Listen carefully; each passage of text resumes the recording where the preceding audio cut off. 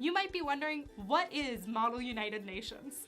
Well, in this video, we're going to explain to you what Model United Nations is. So what is Model UN?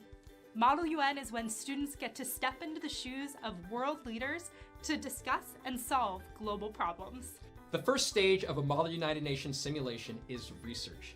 This is when students research their assigned topic, country, and committee. The second stage is debate. This is when students get to speak about the perspective of their country and influence what other people think. The third stage is negotiation. This is when students get up to meet with one another and form a group of countries that we call a bloc. And that bloc is going to work together to determine what their solutions are to their assigned topic. The fourth stage is resolutions and resolution writing. This is when the bloc works together to create a document that outlines the problems and solutions they have to address the global issue their committee is discussing. And the fifth stage is action. This is when the committee goes through each resolution and votes on them to determine which resolutions the United Nations will adopt and implement. And that's it. That's Model United Nations. If you want to check out more resources on how to participate in Model UN, check out the tips and articles on bestdelegate.com. And if you really want to work on your MUN skills in research, public speaking, negotiation, and leadership, check out the MUN Institute. We hope to see you.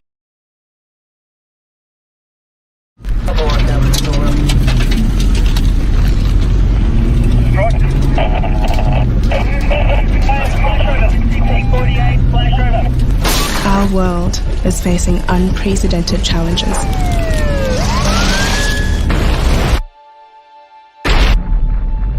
Climate change is altering natural balance.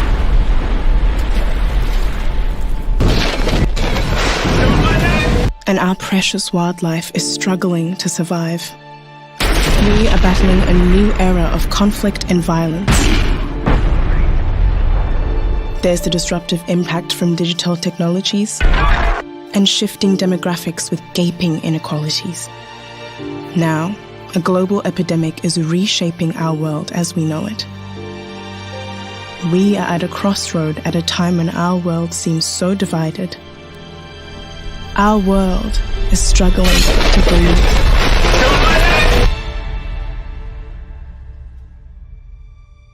For the United Nations 75th anniversary, we set out to ask the world, what are your hopes for your future? If you could choose one thing to say to the UN, to world leaders, about the future, what would that be? In January 2020, the United Nations launched a global initiative to have the world's largest conversation on the future we want. Discussions have taken place in all settings, from classrooms to boardrooms, parliaments to village halls across the world, in order to reach as many people as possible. The United Nations listened, and the world spoke. Justice, equality, and freedom for all. People can really be in peace and with dignity, because our dignity was taken away from us because of our religion and because of who we are. And I hope that we are the last community who are suffering of those problems. Health is often looked at as an expense. It is not. It is an investment. We change by exchanging without losing ourselves. We have run out of excuses and we are running out of time. If we don't stop the destruction of our natural world, nothing else will matter. More than ever before, we need solidarity, hope, and the political will to see this crisis through together. From what we have heard, the world is not as divided as we thought. The global economy, healthcare, sanitation, education, and the hardest places hit are our top priorities from recovering from the pandemic. In response to COVID-19, greater international solidarity is urgently needed. The threat of climate change and destruction of our natural environment is the biggest fear for the future. We need increased efforts to reduce conflict and violence, and we aspire to further protect human rights. For optimism about our future, we need to look to our young people. The overwhelming majority of us believe global cooperation is more vital than ever.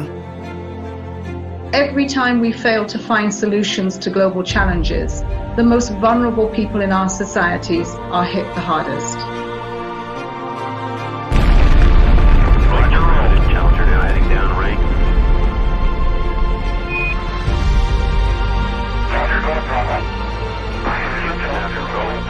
Throughout history, we have accomplished unimaginable things, propelling each generation further than the last. There is no limit to the amount of good we can achieve together to make this world, our world, a better place. The challenges before us are universal, and we know that these challenges demand global solutions.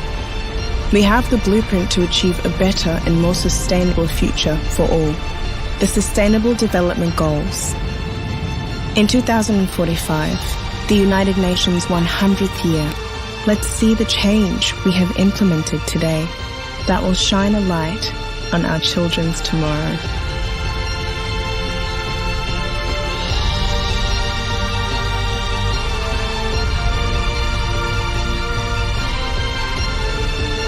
Change is coming. The real power belongs to the people. And I want to turn the question inside out as well. I will not ask, how dare you? Instead, I will ask, do you dare to? This is the most urgent of times and the most urgent of messages. Now must be our moment for action.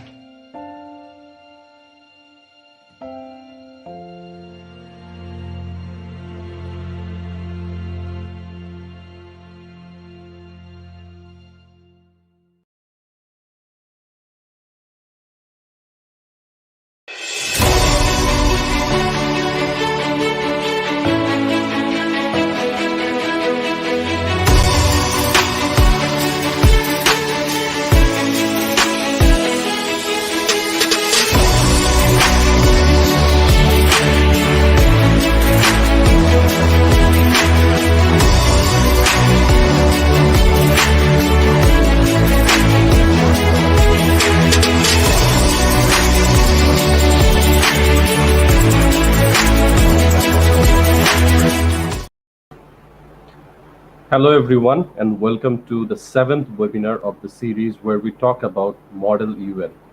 And today we have a very special guest. As you might have just seen the intro video, our guest is none other than Mr. Syed Akib Hossain.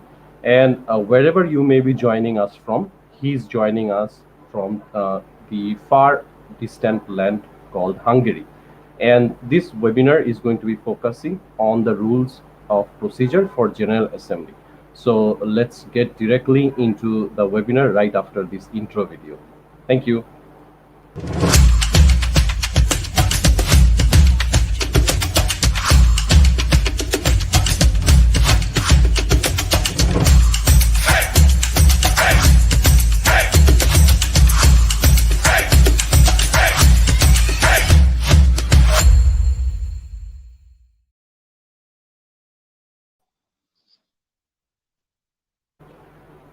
Hello and welcome.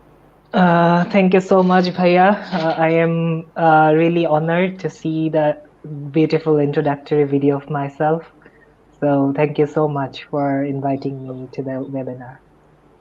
Thanks to you for making time and investing some of it towards the young generation in the circuit of Model UN and other enthusiasts. Thank you so much for joining today, even though you are 4 hours apart from the time zone that we have here. Yeah. And we had to do a last minute adjustment as well. So just to remind everyone a few things, that this webinar series has the theme UN 75 and the movement, which is why we will be promoting UN 75. And apart from that, we just not only focus on the Model UN, our focus is also on the people as well, just like our guests today and every other guest who have been in the webinar series. So first of all, a short introduction. Syed Akib Hossain has been the president of IABC from BRAC University. He is a scholar. He is currently pursuing his degree in molecular biology from University of Debreceni, if I've been pronouncing it right. And he has decided to give us some time to discuss on the rules of procedure from General Assembly.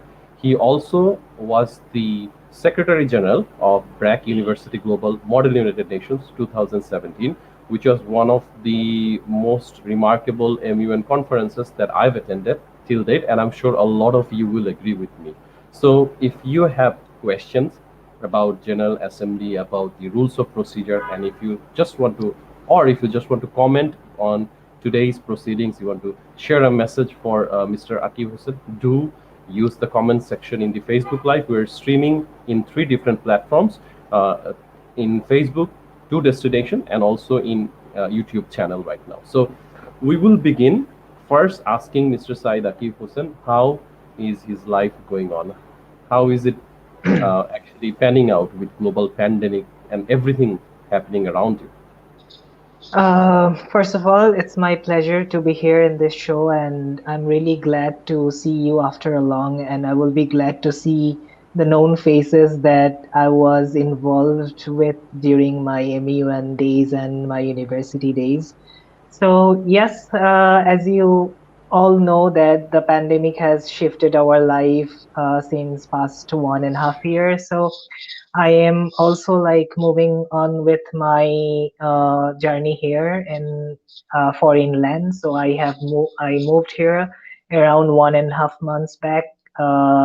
Since the European countries and the American Canadian zones are saying that they are kind of moving to the new normal, but even though the pandemic effect is not going away totally, so it's like we are having a very normal life, but at the same time we do have some restrictions, we do have some sort of physical norms to curb the pandemic and to maintain social distancing. So at this moment in Hungary, it's like it's pretty normal as people are vaccinated. All the classes and activities are happening on campuses.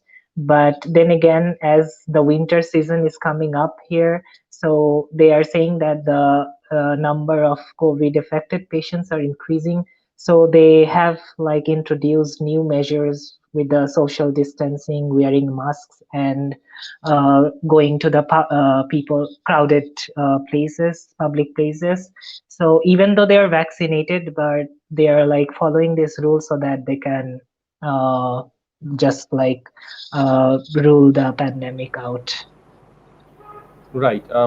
We know that COVID-19 is not going to go away just like in a month's time, in a year's time. We know there will be more new normals being introduced, just like this discussion that we're having today. We're forced to be using it through technology. But it's got its merits and demerits. We are not going to talk about that today, but it's really good to see you as well. And I don't exactly remember when we last met in person before this encounter, but nonetheless, it has been so far a very I should say that fulfilling journey for myself, if I can speak about myself and Model UN. And let me just ask you this first question: how do you take Model UN in your life? You have your academics, and then you are very committed and passionate about attending MUN conferences. How did you deal with it? So basically, if I talk about being involved in MUN, I would really want to like focus on my extracurricular activities journey since my school days. So I was actively involved in clubs and doing extracurricular activities since my school days. But when I stepped into university, I realized that I need to improve my communication and networking skills, and also like I need to improve my capabilities in a large scale so that I can compete with the other students who are graduating from the university. So soon after joining the university, I attended BUGMUN 2014, which was my first MUN. And when I stepped into the MUN conference, I was sort of shaky because I was a very newbie. It was my second semester. I did nothing new about what MUN is, what it does. Just I was curious because it was happening in my university. It was taking place in residential campus, so I was just interested to participate. But as soon as I stepped into the conference, I realized that Model United Nations have a three-dimensional role to play in one's character. So it was not about just participating a conference, it was more about like learning different sort of activities within one single platform. So it was all about research, it was all about communication, it was all about like interacting with people, and at the same time it was having a sort of academic perspective as well.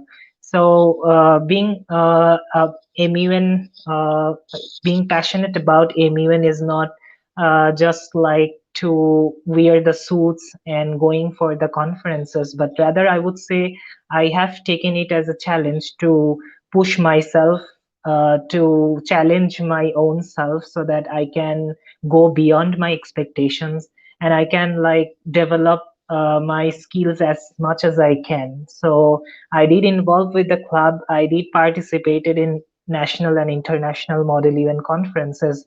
It's not like I was like expert in it, but as the time grew, I got to know more about it. I explored the opportunities. I explored people. I explored different conferences, and I tried to like grasp over what came in front of me, and I took the opportunity to develop myself with the time.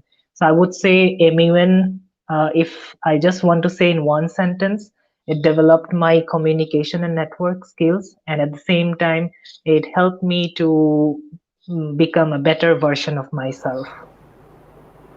Thank you for that eloquent answer. You mentioned a word network, and in this day, due to the restriction and quarantine measures, networking is crucial.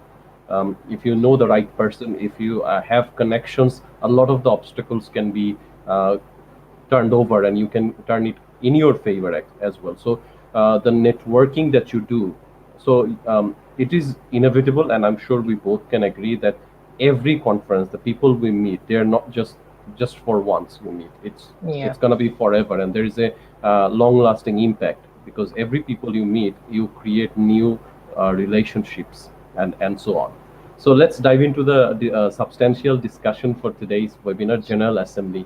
Among the many committees, which is your favorite? Which type of simulation do you prefer the most as a chair? And how is your experience dealing with General Assemblies? So if I talk about my experience in model events, so I have a like diversified sort of experience of being involved in different committees. I was not only like into General Assemblies, but I have like experiences in UNHCR, UNHRC, then in some World Health Organization committees like that. But yeah, I have experiences in ECOFIN, DISEC, SOCHAM, so which are basically in General Assembly. So if I focus on like my greatest like sort of experiences in being chair or being delegate, I would say like I have pretty much experienced in like humanitarian committees and at the same time committees like World Health Organization or SOCHAM. So, but in terms of like General Assembly, we all know that it's a bit different in terms of its structure, in terms of its like procedures in model event. But I would say as in majority of the cases, we deal with the new or fresh comers in our model event conferences. So I can say that not only in Bangladesh, but even in international platforms, they carve the ROPs based on like what sort of delegates or what sort of participants do we have.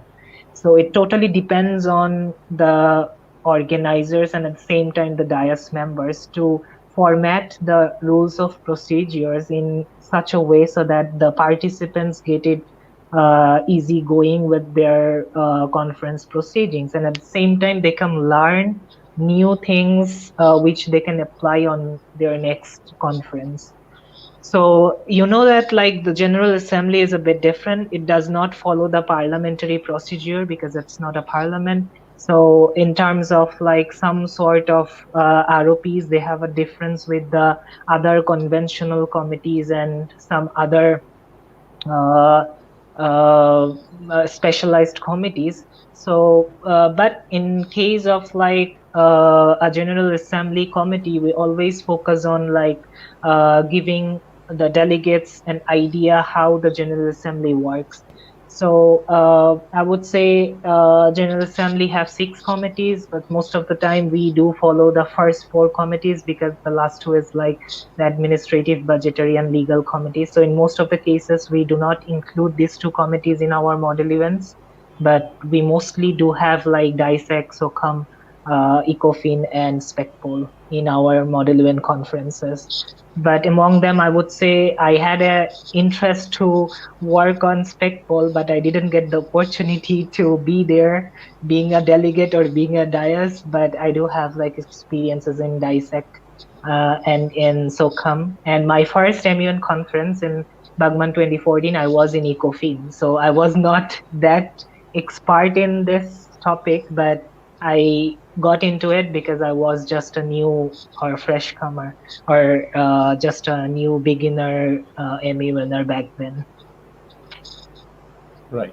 Thank you so much for that answer. And I do remember that the first interaction we had, you offered me a executive board member position that was for SPECPOL. So that was kind of interesting to know. And indeed, SPECPOL is a very engaging committee, to say the least.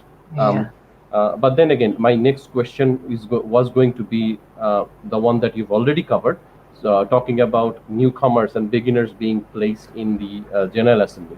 So I'm going to instead ask you, among those General Assembly committees, do you feel like some of the technicalities differ based on the ROP? We have the UNA USA ROP, you have the UN4MUN ROP, Hague ROP, THEMUN ROP. Which ROP do you prefer for General Assembly and why?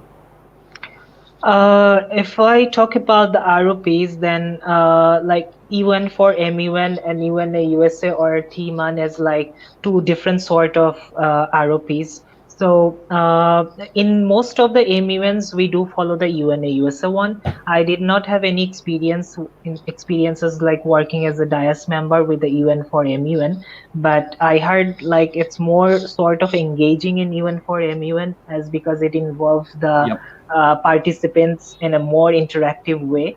But as most of the cases, it's all about the beginners and all about like giving them a scope to learn. We do follow the UNA USA one, but in terms of General Assembly, it's like there's a bit of slight differences on the quorum because as it depends on how the DIAS member wants to like run the committee. So in terms of like conferences which have like huge number of participants or huge number of delegates in one committee, then the quorum might be like depending on the amount of delegates placed in one of the committees in General Assembly. But maybe in some other cases where the numbers of delegates are less and maybe the participation is not like something with the huge numbers, so the DIAS might like work with the setting the different format of the quorum.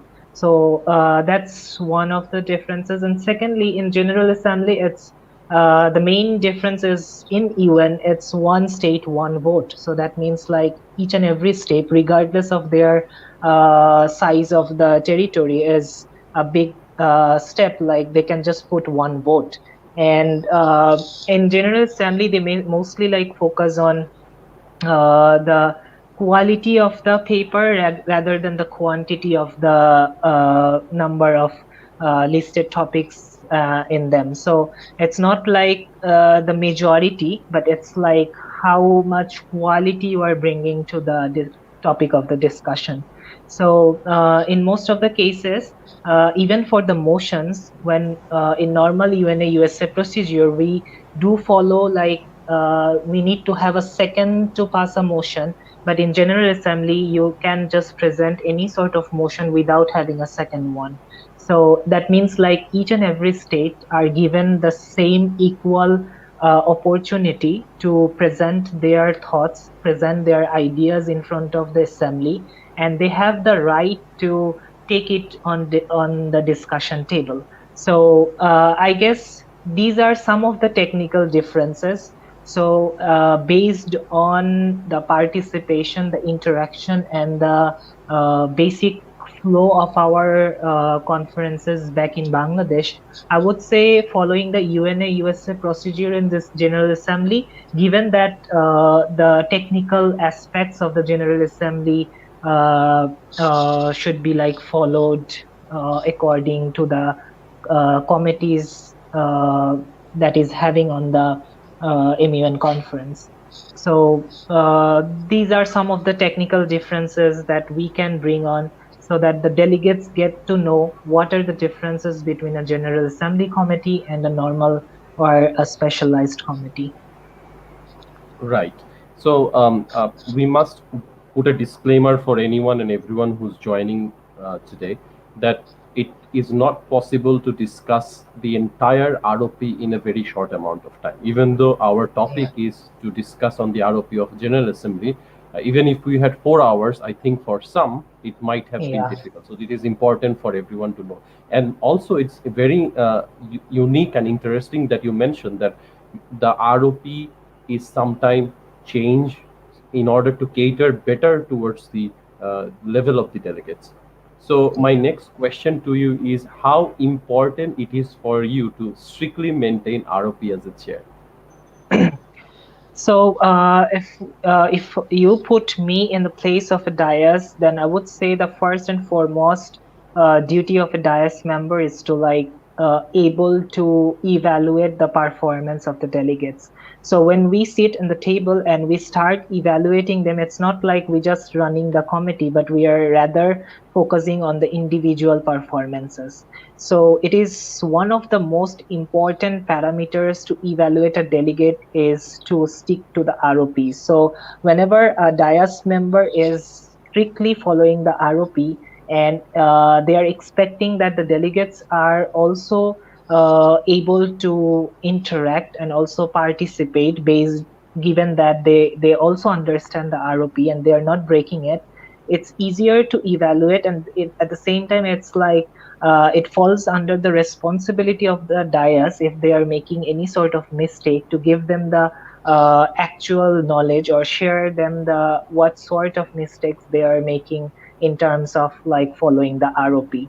So rules of procedure is not just about like getting in the best place, but as I say, MUN have a 3-dimensional role to play in one individual life.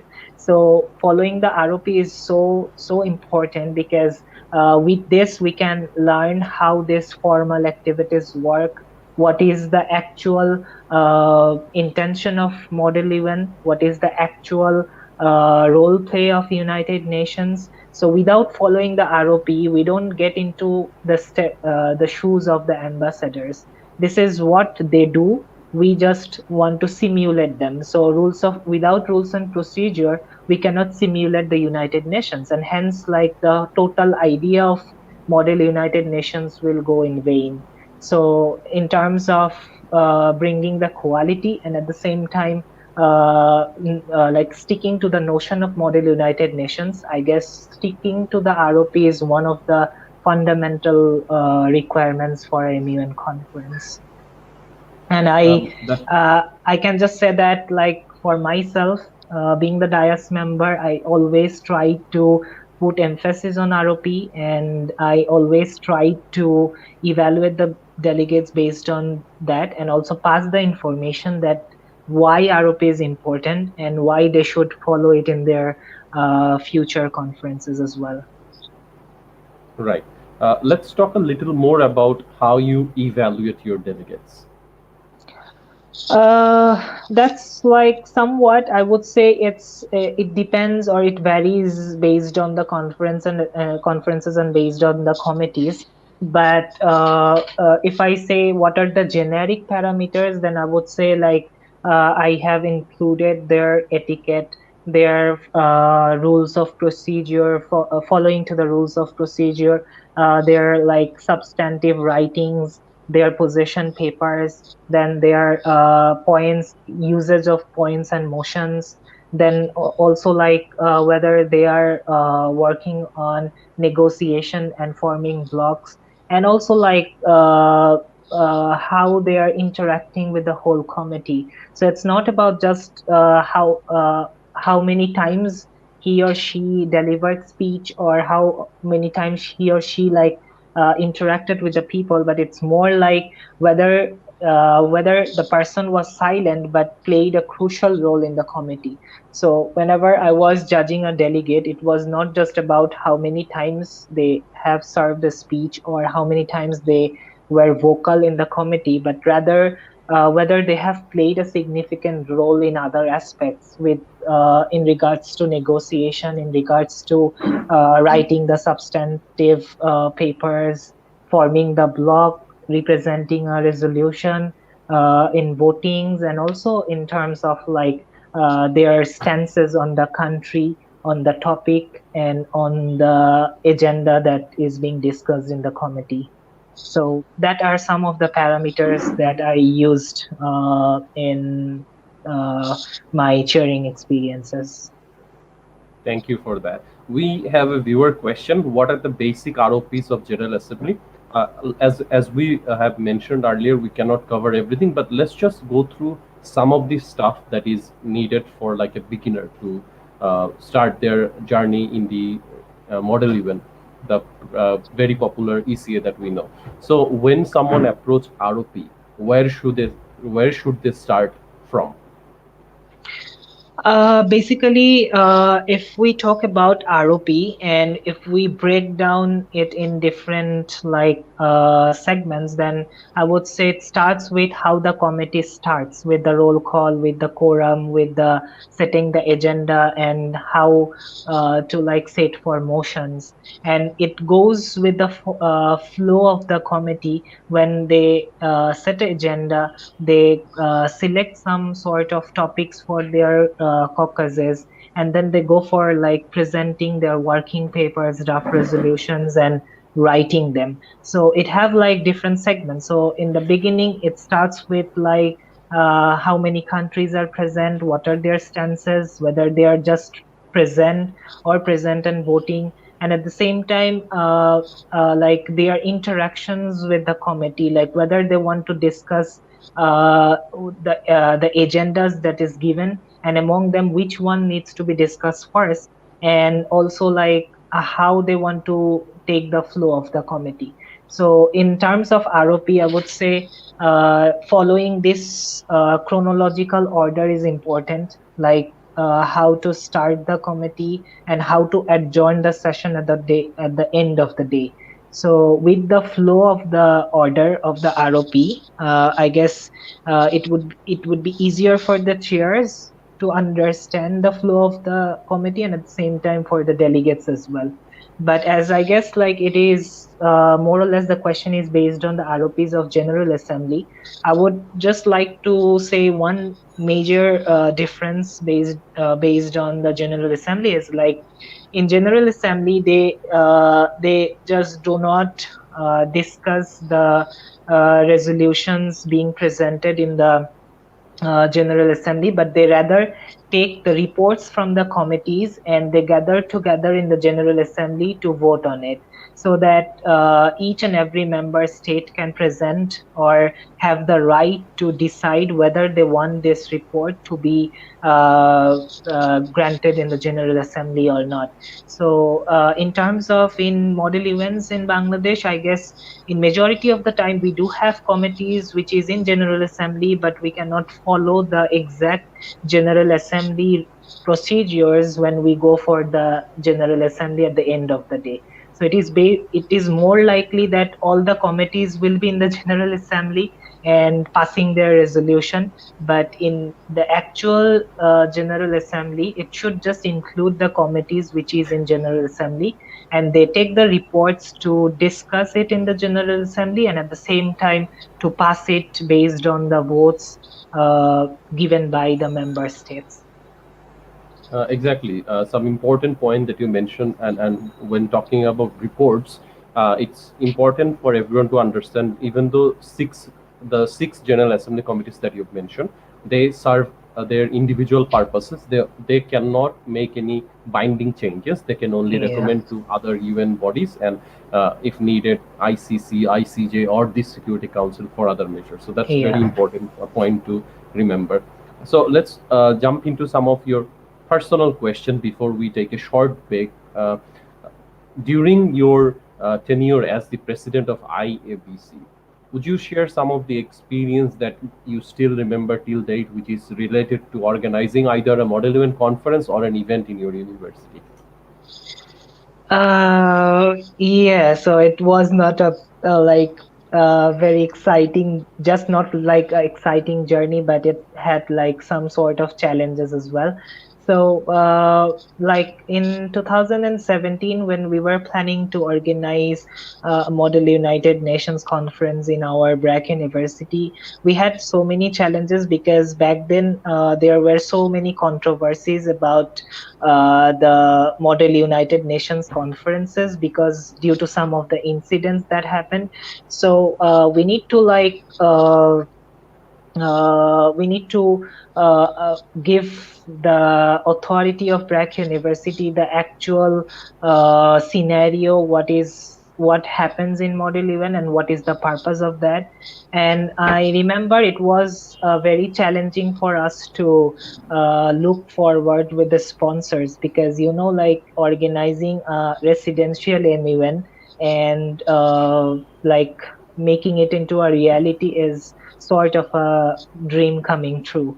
So we worked for it day and night, and I remember I could barely sleep for 2 months due to like the pressure I need to deal with. It was not about just organizing the conference, it was about like dealing with different people at the same time. So I was the responsible person who was dealing with the university, who was dealing with the faculty advisor, at the same time club members, and also with the MUN fraternity members. So being a single individual and dealing with all of these tasks were one of my life's best journeys and best experiences because that was sort of a learning experience for me, being a university student, dealing with the stuffs that are more related to our real life and facing the challenges, overcoming them,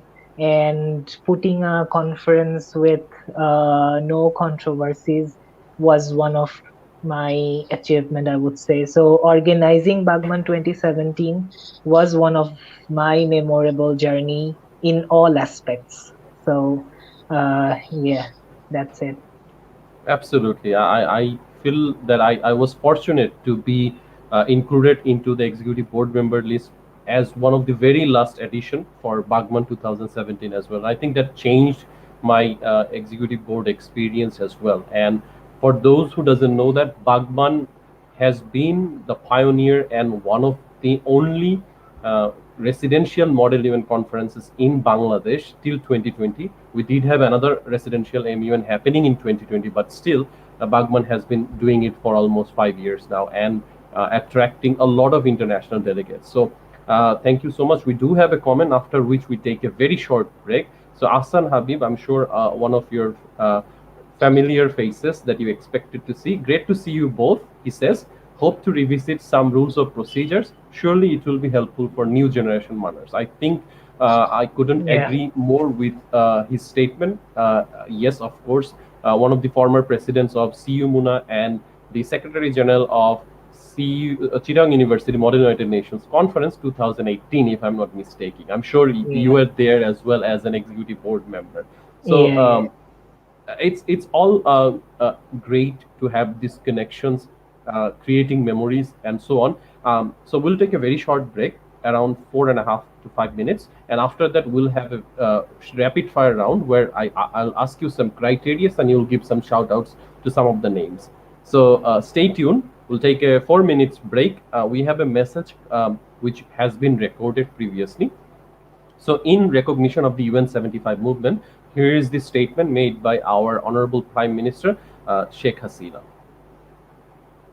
Prime Minister of the Kingdom of Eswatini for the statement just made. I now give the floor to the distinguished representative of Bangladesh to introduce an address by the head of government.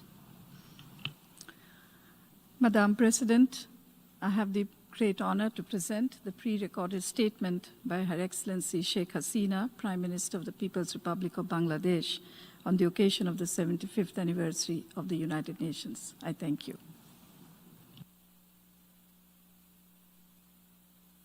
Bismillahirrahmanirrahim. Mr. President, Mr. Secretary General, Excellencies, Assalamu alaikum. The 75th anniversary of the United Nations that we are celebrating today is a momentous occasion for all. This commemoration bears special significance for us as it coincides with the birth centenary of a father of the nation, Bangabandhu Sheikh Mujibur Rahman. He had said at this August Assembly in 1974, I quote, "The United Nations remains the focus of man's hope for the future," unquote. This encapsulates Bangladesh's abiding faith and confidence in the UN and multilateralism. We commend the UN Secretary General for keeping the flag of multilateralism high. I also pay tribute to all frontline UN staff and agencies for their tireless efforts and dedication. Bangladesh is being benefited from UN-led efforts for our development. Also, in our modest way, we are contributing to the UN in fulfilling its mandates. We are committed to upholding peace across the world. Currently, Bangladesh is the leading troops and police contributing country in all peace operations. As many as 150 of our peacekeepers sacrificed their lives to secure peace in conflict-ravaged countries.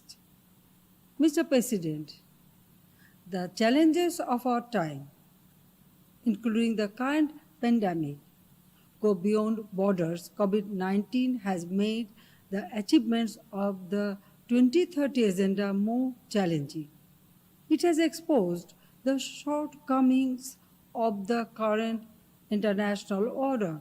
At the same time, the pandemic has shown that both developed and developing nations need the UN more than ever. It has shown us that multilateralism is the way forward. To take the UN on the right course towards its centenary and beyond, UN at 75 should provide a credible and practical roadmap for delivering on commitments and responding decisively to global challenges. We must not allow our geopolitical rivalries to weaken the UN. We owe it to the founding fathers and future generations to make the UN a truly effective global body for humankind as a whole. Mr. President, we have seen moments in history that made us regroup to change the course of human civilization. UN at 75 presents another such moment. Let us seize this moment. Thank you all.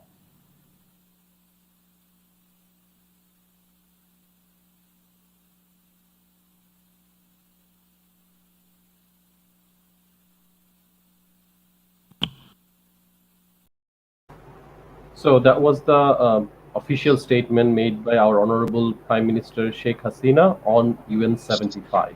So we have another question before we can start the shout out round. I think we're running short on time, but we'll try to finish it in the next 5 minutes. So MD Shihab Mustafa asked, he has got two questions. He says, Assalamu alaikum Akib bhai, you look amazing.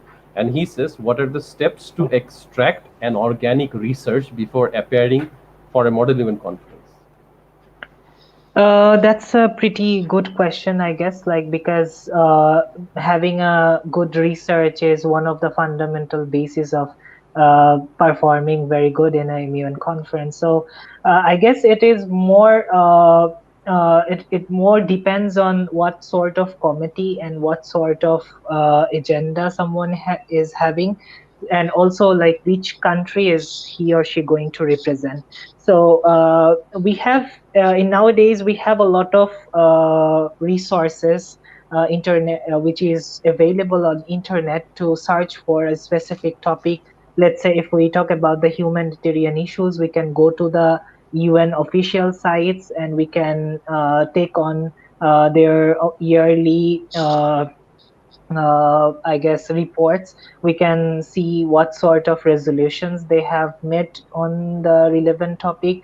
We can check the UN for Fact website. We can go for the national websites where they keep record on the topics which is more related with the agenda that is going to be discussed. And also we can research on what sort of statements are made by the national representatives in the United Nations itself in regards to the agenda that is being discussed. So I guess there's a lot of options, but to have a concise research, one needs to like draw down a structure in which way he wants to like get the information.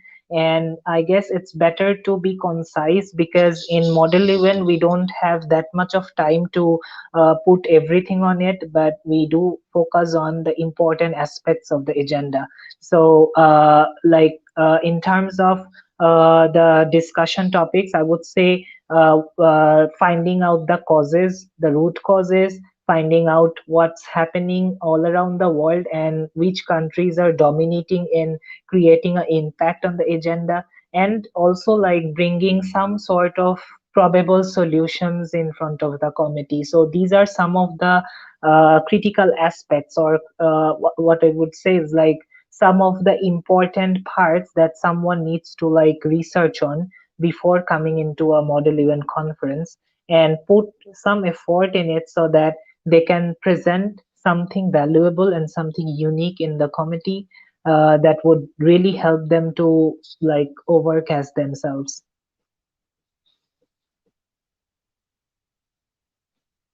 Join me, I guess you need to unmute yourself.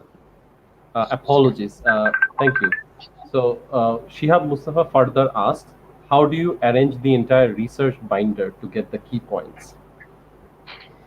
Yeah, that's what I already mentioned, I guess. Like when I had a research binder with me, I tried to like separate them based on what sort of information I am having. So in terms of agenda, you need to have like some sort of country views, which countries are like working on it and which countries are dominating in terms of making the decision. And at the same time, as I said, like you need to figure out the root causes of the problem and the probable solutions. So you can divide your research binder based on the information it is carrying, so that it will be easier for you to like look back whenever the committee proceeding is going on. And if you miss something, you can try to find it out in a very short time. So it totally depends on how you plan to present it in the committee. It will vary depending on the individual, depending on the delegate, but I would say it will be easier for you to plan in which way you want to like keep track on your what can I say, research. Thank you so much. Let's switch towards the shout out round. So I'll give you some criteria, and as soon as you can, whichever name that comes to your mind, it could be a person, it could be an event, just let us know your thoughts. So the first one is very straightforward and very simple one. So a delegate that you are very proud of. Some shout outs to the delegates. Delegate I am proud of. You have met as a chair. I guess I have so many delegates to mention, but if I take just one name, I would say Some names. You can take multiple names. Some yeah, shout outs. it's I guess Ishti from CCPC Chittagong. He was one of my quite close delegate that I have seen like growing from the beginning to the end. Then I would say I have I can't recall all the names, but yeah, Shoikot was one of my delegate as well. I guess Yep. you know about Shomik.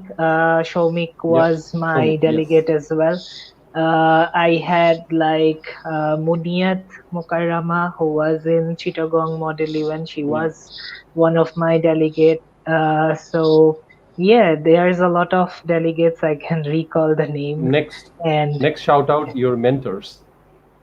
My mentors. So I had like Mahia Ashraf during my initial MUN days. She was one of the members of IABC. And then I was more fond of Shahriaz Muttaqin Bhai. I was like quite actively interacted with Fuad Bhaiya. Then I would say Ratul Bhaiya was there in IABC too. So yeah, these are the names. And your favorite EB member, either fellow EB or someone who's really inspired you to do more and better as a chair? I would say Samin. I would say Samin Rahman. I would say Ahsan Bhai. Yeah, these are the names. All right, next shout out is for someone who you would like to share the room with when you are actually traveling for an MUN outside the country or That's outside. for sure, Samin. We have shared our room so many times in national and international MUNs. Right. I think global goals was one of them because seeing both of your participation led me to actually attend that as well. So that was another great addition for me. Next shout out is for club member who we've seen really grow and you're very proud of, a junior. It's Shoikot Mojumdar. Right. You've already mentioned that BUGMUN 2017 is one of your most favorite conferences. Any international MUN that you want to give shout out to that you attended? It's Asia Pacific Model Event Conference in 2016. 2016. Your most memorable MUN conference as a delegate? I would say it's Asia Pacific Model Event. And any award that you... Right. Any award that you cherish till today that you achieved as a delegate? It's the Best Delegate Award, of course. Right. And which MUN would you like to give shout out to that you won the Best Delegate Award from? It's BUGMUN 2015. 2015. All right. Yeah. Last question. If you ever get the chance to attend another MUN conference, either as a chair, as a delegate, or as an organizer, which one would it be, hypothetically speaking? What is the question? So any MUN that you have the opportunity to attend again, either as a delegate, as an EB, or as an organizer, if you have ever the chance again, which one would it be in the future? I would say it's BUGMUN, for sure. BUGMUN. All right. So organizers of BUGMUN, take note whenever you have Syed Akib Hossain in Bangladesh and available, do sign him up. So that's pretty much it for our discussion today. Even though we wanted to finish it in 45 minutes, but we went 10 minutes beyond that. So I want to officially thank you on behalf of the organizers and the platform known as A Foundation. Now, again, I'm not affiliated with them, but my role is to guide them with academic advising. And I also want to take this opportunity to formally thank you once again for making time, and we had to reschedule it in the very last moment. So thank you so much. Any words for those who are watching us today? Any closing remarks from you? Yeah, so I would say, like, as I always looked forward with doing MUNs to like improve myself and have the experience in a three-dimensional way, I would say the people who are passionate about MUN and the new generation, you can always look for opportunities, and you can always like seek help from the seniors, from the alumni who were actively engaged in Model UN. And I would say you should definitely step into the conferences and get the best out of it. So wish you luck to the A Foundation people and to the people who are going to participate in future MUN conferences. And I would say like get the best out of it and make Model United Nations more engaging and more fruitful in future. So thank you so much for having me, and thanks to A Foundation for inviting me in this webinar. We are also humbled by your presence, your participation, and your commitment towards the extracurricular activity donors Model UN. So please stay with us in the background. We're gonna have like a very short outro video, and then we will be done with the sessions. Until then, take care, stay safe, and also maintain social distancing. And as soon as you are back, I hope to meet you in person. And I cannot wait for the world to get healthy again. Thank you.